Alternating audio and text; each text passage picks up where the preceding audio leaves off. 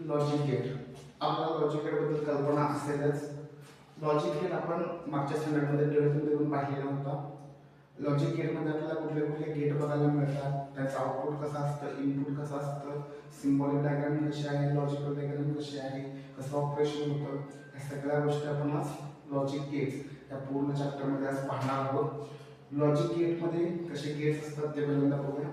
तर आपल्या सगळ्यांना माहिती असेल की लॉजिक गेटमध्ये अँड गेट आहे, ऑर गेट आहे, नॉट गेट आहे, नॅन्ड गेट आहे, एक्सऑर आहे, एक्सनॉर आहे, वेगवेगळ्या प्रकारचे गेट्स आहेत. तर आता लॉजिक गेटमध्ये आउटपुट कसं येतं, कुठलं इनपुट दिल्यानंतर कुठलं आउटपुट येतं, कसं आउटपुट कॅल्क्युलेट करायचं, सगळ्या गोष्टी आपण आज पाहायच्या.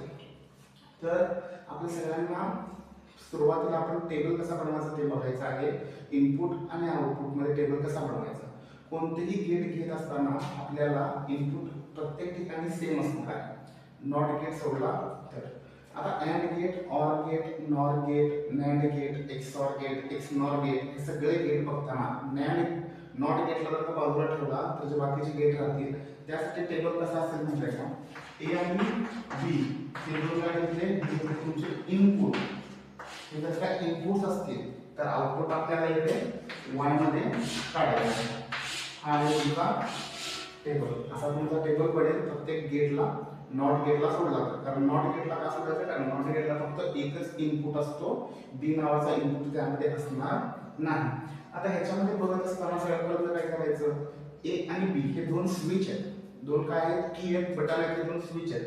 समजायचं काय, तर ए आणि बी सुरुवातीला दोन्ही पण ऑफ असतील तर आउटपुट काय येईल, ऑफ असतील म्हणजे काय, एक गोष्ट लक्षात ठेवायची, ऑफला काय झिरोने इंडिकेट करायचं, ऑनला 1 ने इंडिकेट करायचं. तुम्ही झिरोला परत लो पण म्हणू शकता आणि 1 ला हाय पण म्हणू शकता. एकदा बघा, तुम्ही 1 ला कॅल्क्युलेट करा, हाय असेल आणि 0 ला लो म्हणून इंडिकेट करा. ठीक आहे. आता सुरुवातीला काय होणार, दोघांची व्हॅल्यू 0 0 असणार, दोन्ही की ऑफ असतील किंवा दोन्ही की लो असतील. टेबल बनवताना कसा बनवायचा ते सांगत आहे. नंतर काय होईल, हा ऑफ असेल तर हा ऑन असेल, हा ऑन असेल तर हा ऑफ असेल किंवा दोन्ही पण ऑन असतील. हा टेबल तुम्हाला प्रत्येक ठिकाणी वापरायचा आहे. अँड गेटला, ऑर गेटला, नॅन्ड गेटला, नॉर गेटला, एक्सऑरला, एक्सनॉरला प्रत्येक ठिकाणी तुम्हाला हाच टेबल वापरायचा आहे. सगळ्यात पहिल्यांदा दोन्ही 0 असतील, त्यानंतर 0 1 असेल, त्यानंतर 1 0 असेल आणि 1 1 असेल. आता अँड गेट सगळ्यात पहिल्यांदा करू आपण अँड गेट. अँड गेट, आता अँड गेटचा सिंबल कसा येतो, तर अँड गेटचा सिंबल येतो असा. ठीक आहे. ह्याच्यामध्ये ए आणि बी इकडे असतील, ए आणि बी हे कोण असतील, तर हे असतील तुमचे इनपुट, इकडे वाय असेल जो असेल तुमचा आउटपुट. ठीक आहे. ए आणि बी इनपुट असतील आणि वाय असेल तुमचा आउटपुट. हा लॉजिकल डायग्राम आहे अँड गेटची, असा दिसतो अँड गेट. आता ह्याच्यामध्ये होतं काय, अँड गेट मध्ये होतं तुमचं मल्टिप्लिकेशन. अँड गेट मध्ये काय होतं, मल्टिप्लिकेशन म्हणजे काय, गुणाकार होतो. कशामध्ये गुणाकार होतो, ह्या दोघांमध्ये. ह्या दोघांमध्ये काय होणार, या दोघांमध्ये मल्टिप्लिकेशन होणार, त्याचा आउटपुट आपल्याला इकडे भेटणार आहे. आता आपल्याला एक गोष्ट माहिती आहे की 0 ने कशालाही मल्टिप्लाय केलं तर आन्सर काय येणार आहे, 0 येणार आहे.